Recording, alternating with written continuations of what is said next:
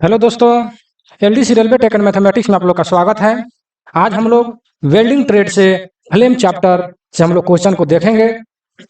अगर हमारा वीडियो अच्छा लगे तो लाइक, शेयर और सब्सक्राइब जरूर कर लीजिएगा।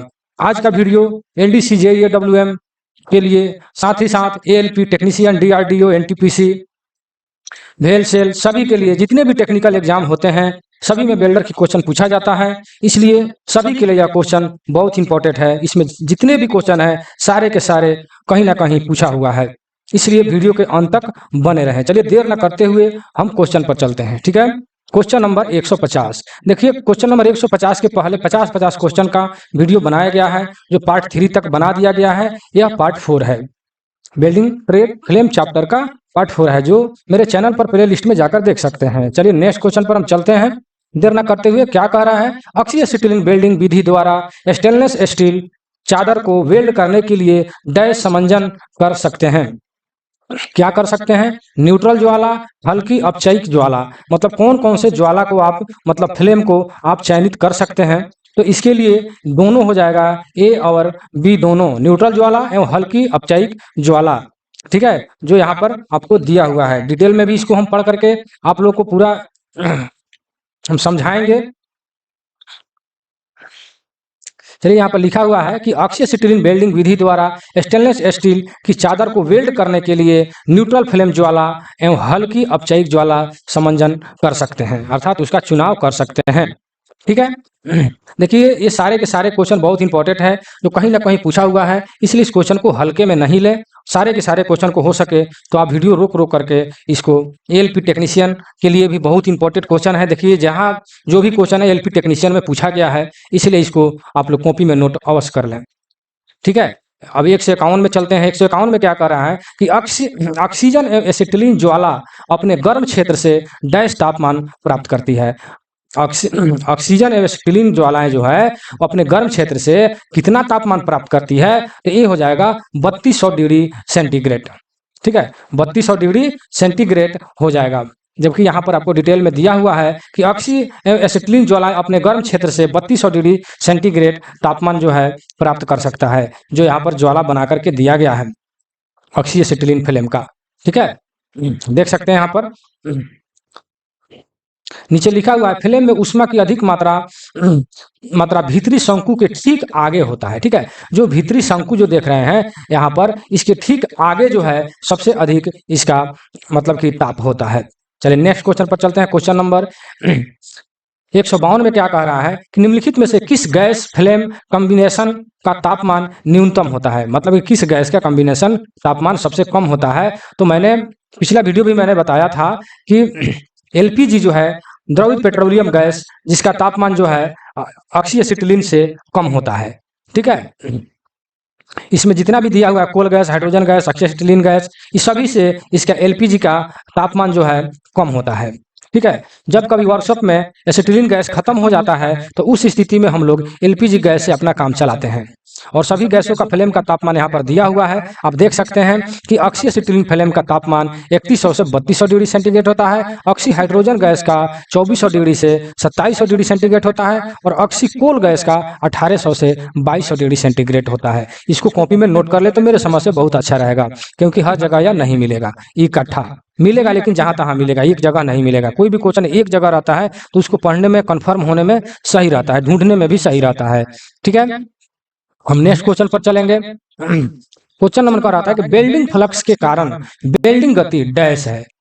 बेल्डिंग फ्लक्स के कारण बेल्डिंग गति क्या होती है? तो बढ़ती है। क्या होती है? बढ़ती है। कैसे? तो बेल्डिंग फ्लक्स के कारण बेल्डिंग गति बढ़ती है। फ्लक्स को आर्क बेल्डिंग में इलेक्ट्रोड तथा कार्य खंड के मध्य उत्पन्न आर्क से प्राप्त ऊष्मा कार्य खंड व इलेक्ट्रोड को पिघलाती है, और पिघली इलेक्ट्रोड धातु को कार्यखंड पर गिराकर वेल्ड करने का निर्माण करती है। अर्थात फ्लक्स का प्रयोग करने से वेल्डिंग जो है आसान हो जाता है, और इलेक्ट्रोड को कह रहा है, इलेक्ट्रोड को पिघलाती है, और पिघले हुए इलेक्ट्रोड जो है धातु को कार्यखंड पर गिराकर वेल्ड करने का निर्माण करती है। कौन करता है? फ्लक्स। ठीक है, याद रखिएगा।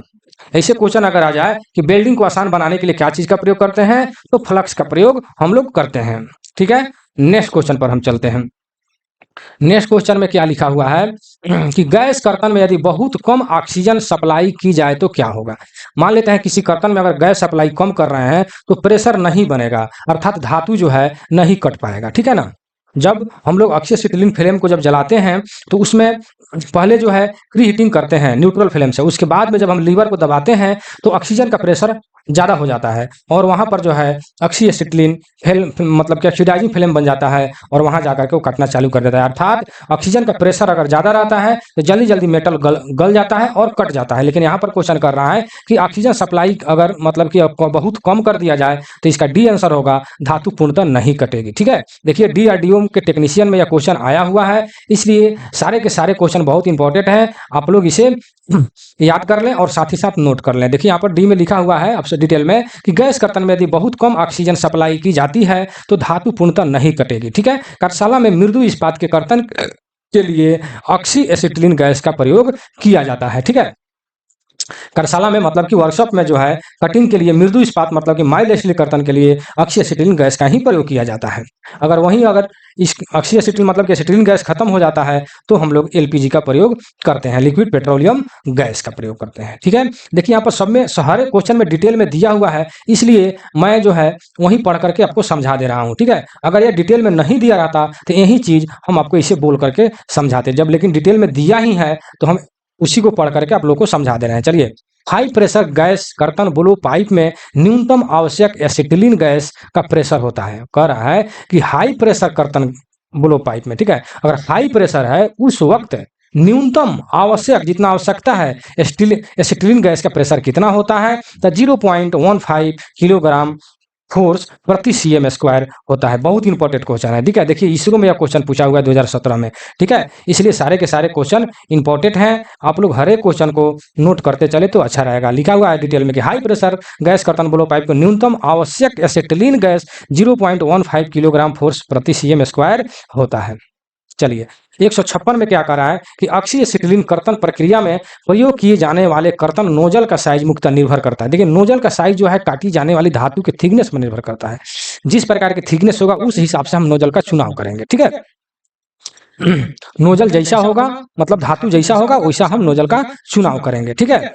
जो कि यहाँ पर डिटेल में दिया हुआ है कि अक्षीय एसिटिलीन कर्तन प्रक्रिया में प्रयोग किए जाने वाले कर्तन नोजल का साइज मुख्यतः काटी जाने वाली धातु की थिकनेस पर निर्भर करता है, ठीक है। पतली चादर या प्लेट की कर्तन के लिए छोटे व्यास का नोजल एवं मोटी प्लेट के लिए बड़े व्यास का नोजल का प्रयोग करते हैं। देखिए यहाँ पर अगर पतला प्लेट है तो छोटे व्यास का मतलब हम नोजल का प्रयोग करेंगे, अगर मोटा प्लेट है तो बड़े व्यास के नोजल का प्रयोग हम लोग करेंगे। और क्या कर रहा है कि कर्तन नोजल को धातु सतह के साथ 90 डिग्री पर पकड़ना चाहिए। देखिए ये बहुत इंपॉर्टेंट हो जाता है, ये जो पॉइंट दिया हुआ है कि कर्तन जब भी हम काटें किसी धातु को तो उस वक्त मतलब कि नोजल को एकदम 90 डिग्री पर पकड़ कर रखना चाहिए ताकि सही से कटिंग हो सके। चलिए यहाँ पर जो है कह रहा है कि अक्षीय एसिटिलीन वेल्डन उपकरण का उपयोग करने से पहले लक्षण की जांच की जानी चाहिए, ठीक है। और क्या कह रहा है, एसिटिलीन संयोजन के लिए किस प्रकार के जल का उपयोग किया जाता है, तो इसमें जो है साबुन का पानी का जल का उपयोग किया जाता है, इसलिए क्योंकि वहाँ पर कोई भी लीकेज वगैरह चाहे सुराग होगा तो वहाँ पर बुलबुला के रूप में आएगा, तो कहने का अर्थ है कि पहचान में आ जाएगा, ठीक है। इसमें लिखा हुआ है कि अक्षीय एसिटिलीन वेल्ड उपकरण का उपयोग करने से पहले क्षरण की जांच की जानी चाहिए और एसिटिलीन संयोजन के लिए साबुन के पानी का उपयोग किया जाना चाहिए। इसको जो है क्वेश्चन इस रूप से भी आ सकता है कि एसिटिलीन संयोजन के लिए किस प्रकार के पानी का उपयोग किया जा सकता है, तो है साबुन का पानी। चलिए और नेक्स्ट में क्या करें, नोजल के आकार का चयन वेल्ड किए जाने वाली प्लेट की मोटाई का आधार पर किया जाता है। एक 5 mm मृदु इस्पात की प्लेट को वेल्ड करने के लिए निम्न में से किस नोजल का आकार का चयन करना होगा। अगर प्लेट जो है आपका 5 mm है तो कैसा मतलब कि आकार के नोजल का प्रयोग कीजिएगा, ठीक है। देखिए इसरो में यह क्वेश्चन आया हुआ है, बहुत ही इंपॉर्टेंट क्वेश्चन है, तो यहाँ पर लिखा है बी आंसर अर्थात 7 mm वाला नोजल का प्रयोग हम लोग करेंगे, ठीक है।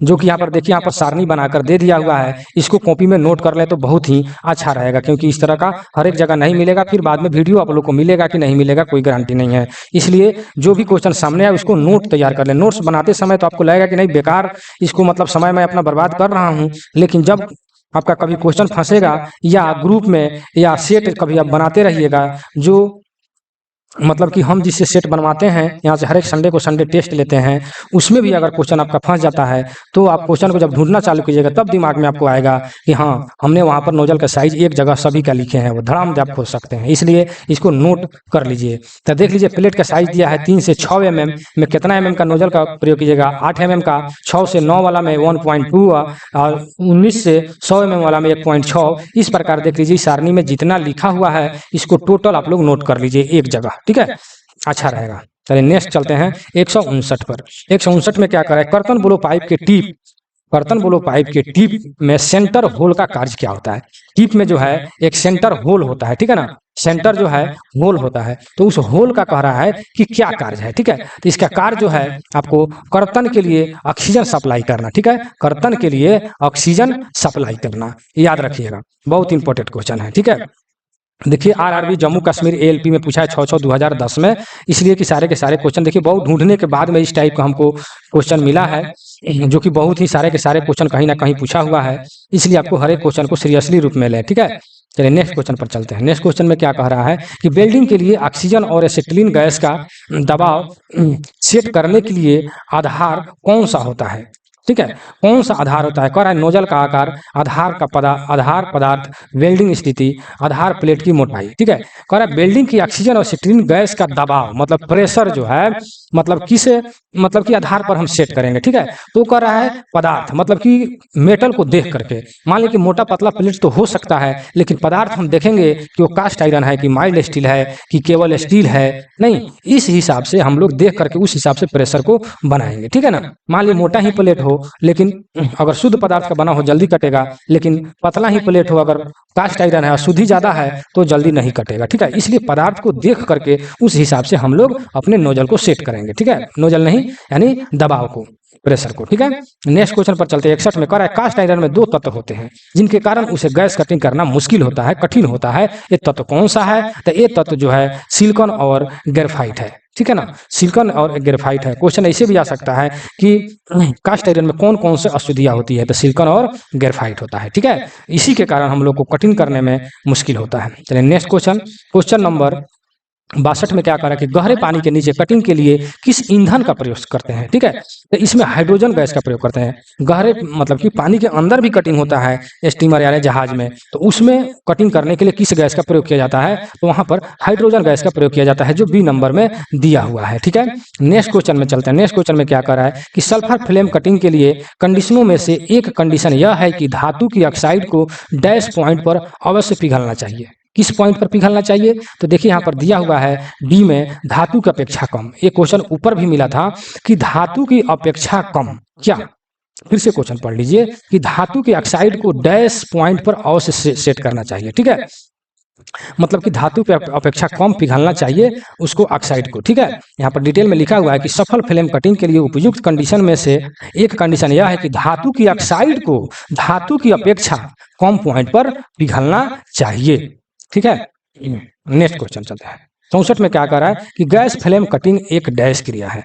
Gas cutting gas flame cutting प्रक्रिया जो है एक ऑक्सीडाइजिंग प्रक्रिया है, ठीक है, एक ऑक्सीडाइजिंग प्रक्रिया है, इसलिए कि ऑक्सीजन के एसिटिलीन के साथ साथ ऑक्सीजन गैस का भी प्रयोग हम लोग करते हैं। इसलिए जब भी मतलब कटिंग करते हैं तो पहले उसको फ्री हीट मतलब करते हैं न्यूट्रल फ्लेम के द्वारा 900 डिग्री सेंटीग्रेड तक, ठीक है, 900 डिग्री सेंटीग्रेड तक हम लोग उसको गर्म करते हैं, ठीक है, 900 डिग्री सेंटीग्रेड तक गर्म करते हैं। फिर उसके बाद में हम लोग लीवर को दबाते हैं। जब लीवर दबाएंगे तो ऑक्सीजन की मात्रा बढ़ जाएगा अर्थात ऑक्सीडाइजिंग फ्लेम बन जाएगा, और ऑक्सीजन का प्रेशर जब बनेगा तो मेटल ऑटोमेटिक गल करके नीचे गिरने लगेगा अर्थात कटने लगेगा और अच्छे ढंग से आपका कटिंग हो जाएगा। जो लिखा हुआ है यहाँ पर गैस फ्लेम कटिंग एक ऑक्सीडाइजिंग क्रिया है जिसके द्वारा मोटी तथा बड़ी प्लेटों को काटा जा सकता है, ठीक है। इसके द्वारा कार्यशाला में धातुओं को किनारों को भी तैयार किया जाता है, ठीक है।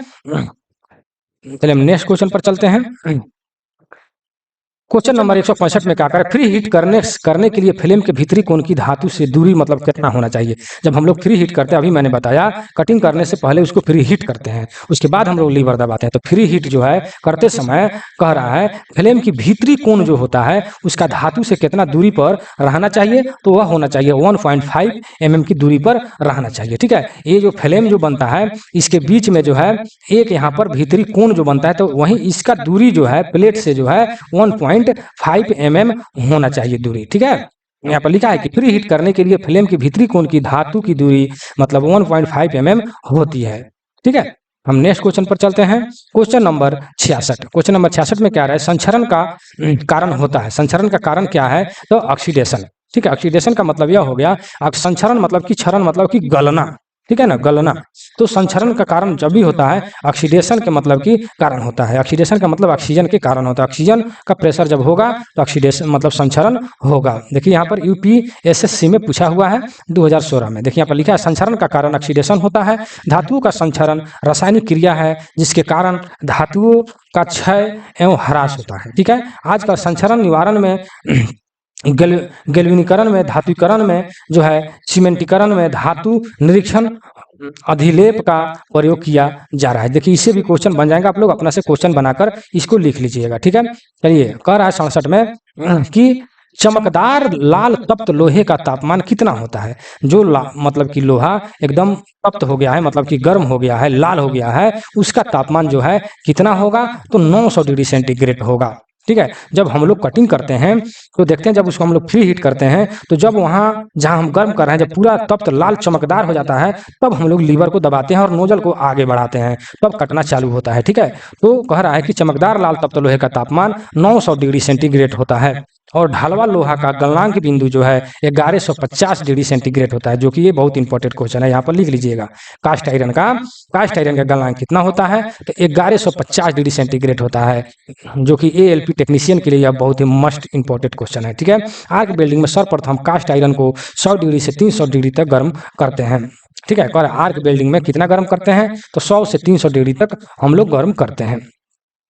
68 में क्या कर रहा है कि गैस द्वारा काटी गई प्लेट में कट हाई क्वालिटी का है। ठीक है, कट कैसा है, हाई क्वालिटी का है। यद्यपि वर्टिकल खींची गई लाइनों के कारण कुछ सरफेस जो है मतलब कि रफनेस है, तो उसका कारण क्या हो सकता है, तो उसका कारण हो सकता है बहुत कम कटिंग स्पीड। ठीक है, अगर कम स्पीड में काटिएगा तो यहाँ पर जो है सरफेस रफनेस जो है, इसका मतलब रफनेस का मतलब वो खराब हो जाएगा, रफ हो जाएगा। ठीक है, तो क्या होगा, तो कब होगा, जब इसका जो है कटिंग जो है स्पीड जो है कम कर दीजिएगा तब होगा। ठीक है, जो कि डिटेल में यहाँ पर लिखा हुआ आप लोग देख सकते हैं। नेक्स्ट क्वेश्चन में फ्री हीट करने के लिए लोहे को कितने तापमान तक गर्म किया जाता है। जो हमने अभी बताया कि लोहा को कटिंग करने से पहले उसको फ्री हीट करते हैं।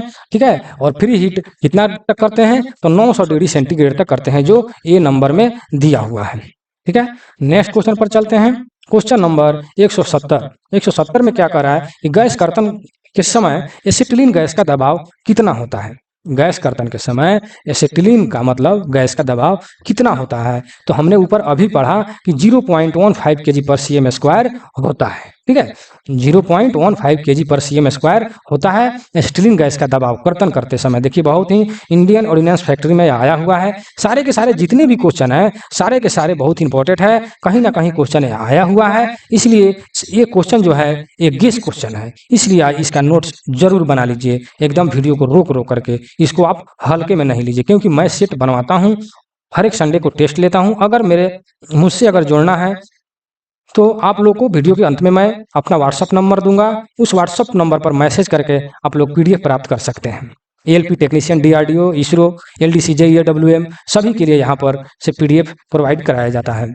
चलिए 71 नंबर में क्या कर रहा है कि कर्तन के समय नोजल के अगले भाग तथा धातु के बीच की दूरी कितना होता है। ठीक है, कह रहा है कर्तन करते समय नोजल के अगले भाग तथा धातु के बीच की दूरी कितना होता है। ठीक है, तो ये जो है अभी हम लोग अभी ऊपर हम लोगों ने पढ़ा कि 1.5 mm होना चाहिए। ठीक है, कितना होना चाहिए, 1.5 होना है। कर्तन करते समय नोजल फिल्म के अगले भाग तथा धातु के बीच 1.5 mm दूरी जो है होना चाहिए। ठीक है, जो आपको सी नंबर में दिया हुआ है। ठीक है, चलिए नेक्स्ट क्वेश्चन पर हम चलते हैं।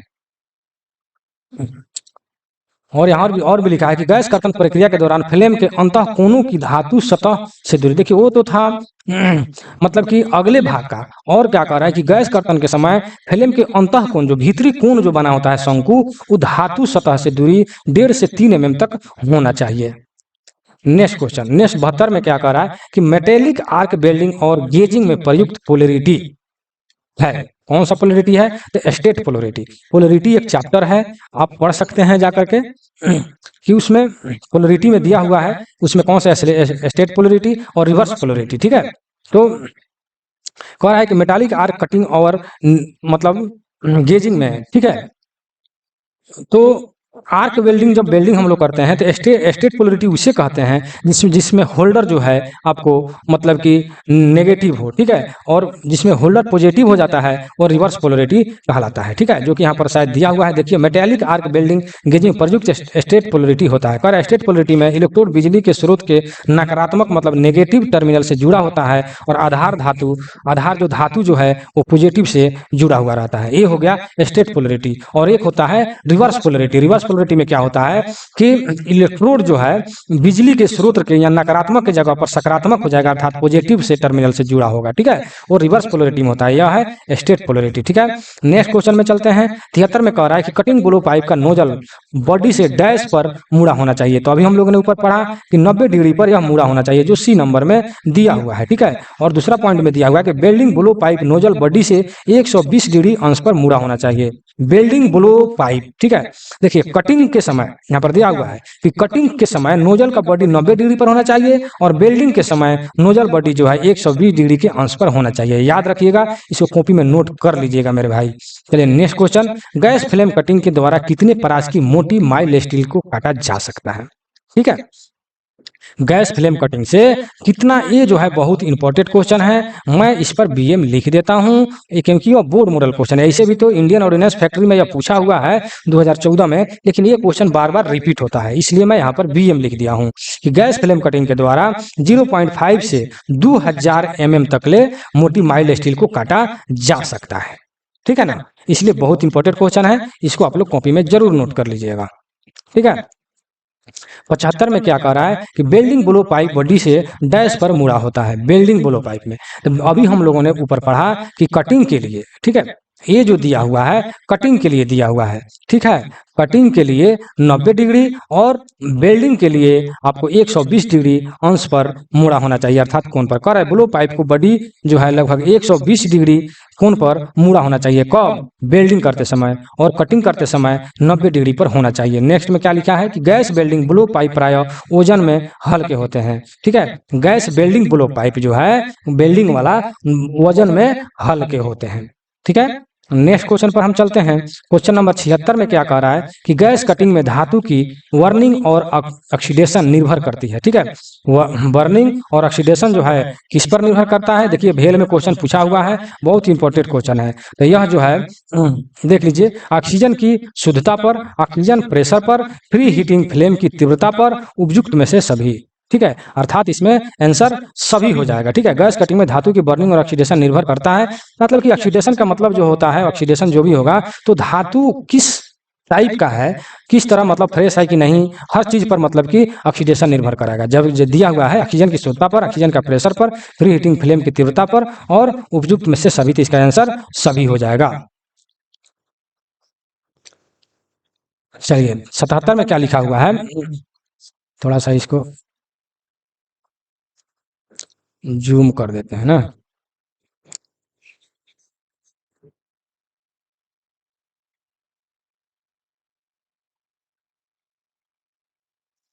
गैस द्वारा किन धातुओं को काटा जा सकता है, कह रहा है कि 77 में कि गैस के द्वारा किन धातुओं को काटा जा सकता है, ठीक है।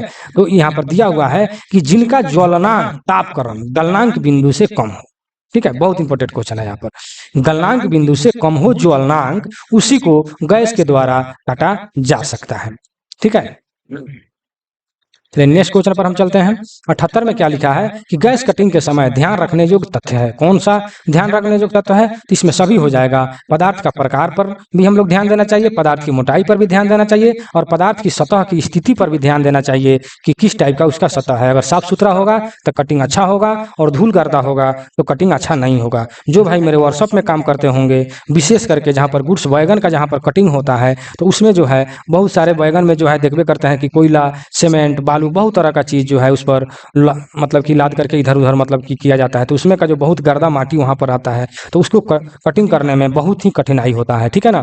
तो कहने का तात्पर्य यह है कि पदार्थ की सतह पर भी स्थिति पर मतलब कि ध्यान देना चाहिए। इसलिए इसका सही आंसर जो है डी हो जाएगा, ठीक है। नेक्स्ट क्वेश्चन कह रहा है कि दी गई आकृति में दिखाए गए दोष का कारण बताएं। ये कौन सा दोष जो है दिखाया गया है वो है, ठीक है।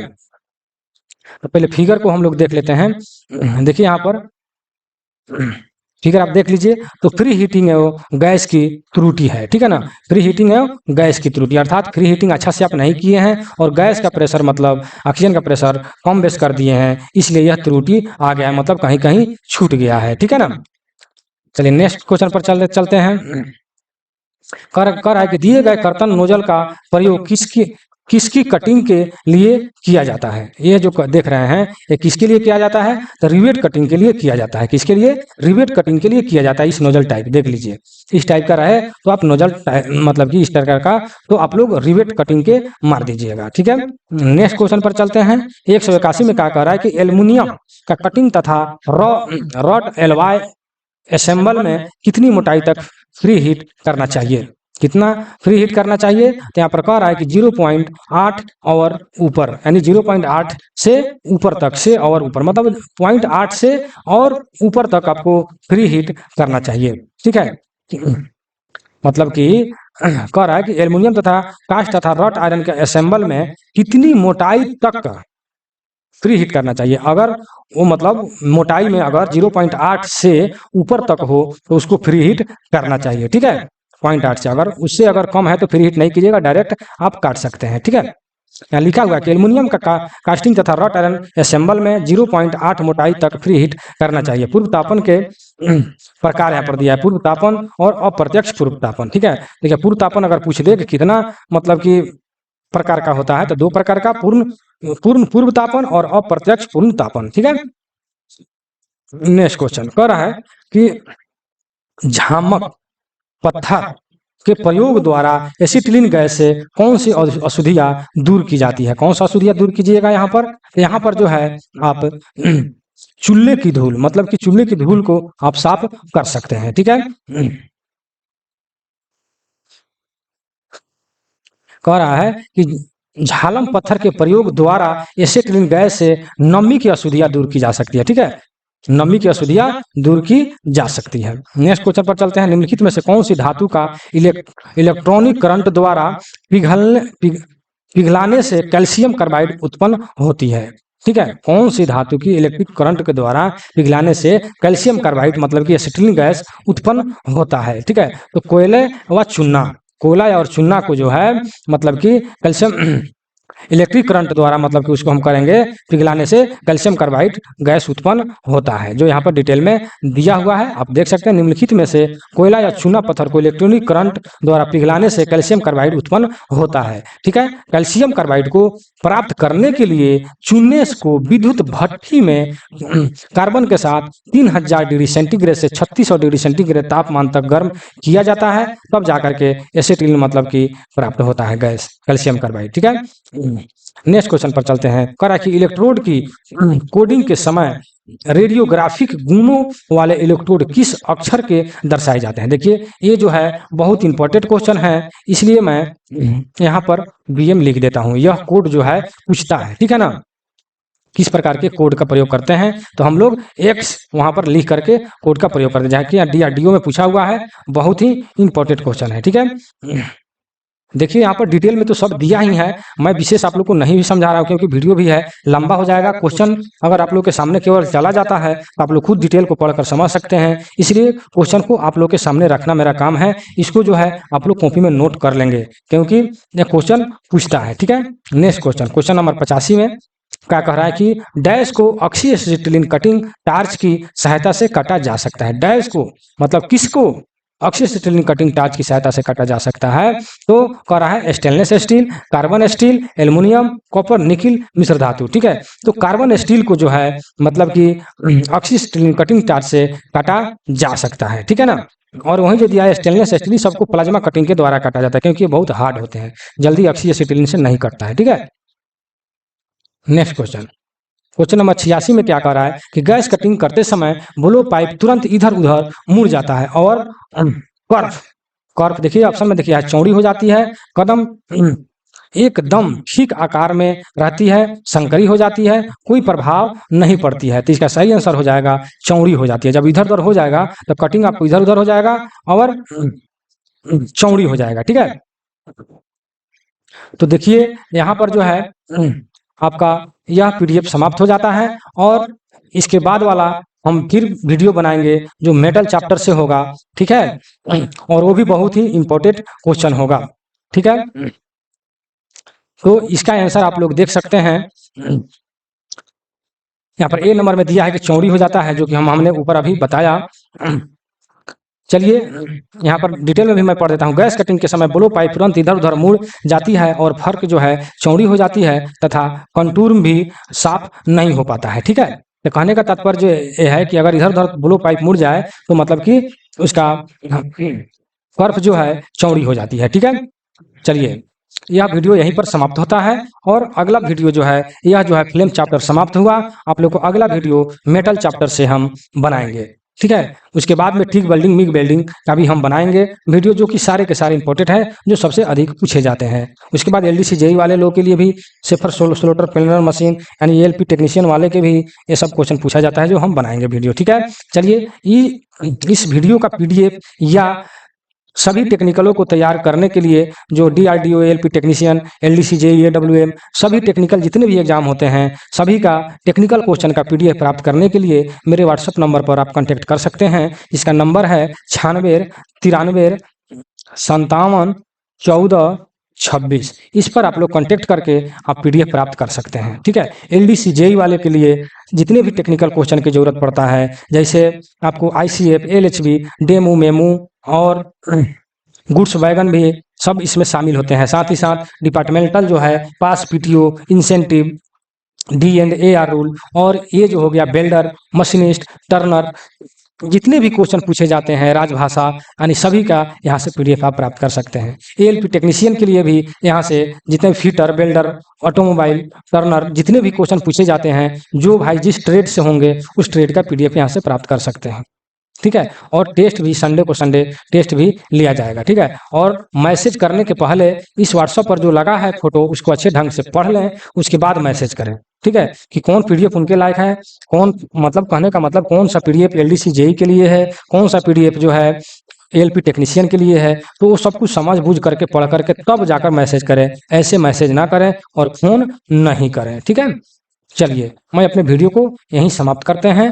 जय हिंद, जय भारत।